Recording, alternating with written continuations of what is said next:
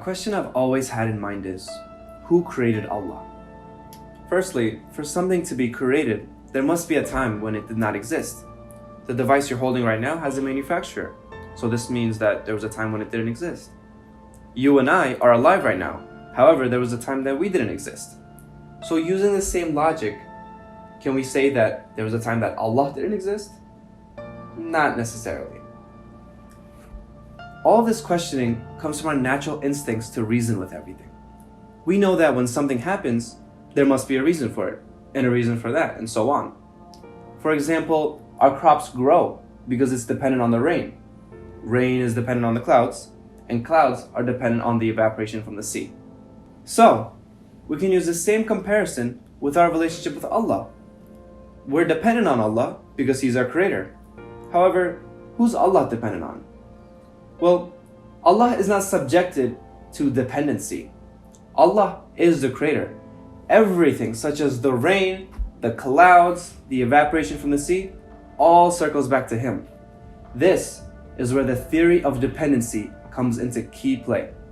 All life forms that have ever existed has always been dependent. And scientifically, we know that for there to be a dependent variable, there must be an independent variable. And since no life form ever had the capabilities of being an independent life form, we know that this position would fall right into Allah. Let me give you an analogy. Let's say there's a train car, and a train car connected to that. Let's say there's 1,000 train cars. Let's say there's 7 billion train cars. What are they all dependent on? The locomotive, right? The locomotive is the one doing all of the pulling, while all the train cars are just following it. Let me give you the same example on a mathematical level. Let's say there's 10,000 zeros. Let's say there's 7 million zeros. What's the value? 0, right? But now let's add a 1. You get 10. Let's say you can get 1,000. You can get 1 million. The true value comes within that 1. So, let's circle back to the question at hand. Who created Allah? If Allah was created, that must mean that He's some kind of creature. That must mean that He is a train car. He is the number 0. He is a dependent variable. However, He's not. Allah is the creator.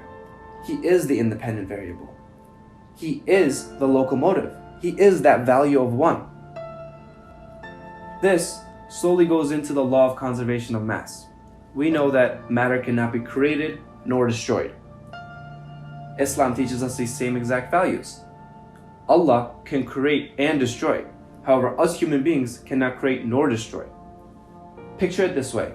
The device you're holding right now, we said it has a manufacturer, right? However, the manufacturer is not set to the laws and natures that the computer is. The computer has computer programming, it has algorithms. That's how it functions. However, we don't function this way. Human beings function with a heart that pumps blood and a brain that fires neurons.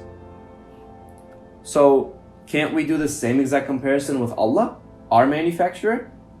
We can't say that Allah can be born like us or Allah can die just like us. No, He is the creator. He has different laws and natures, therefore He cannot be created. So, what we really need to do is change the question from who created Allah to does Allah even have a creator? And the answer is no, because Allah is the creator, and a creator does not need to be created.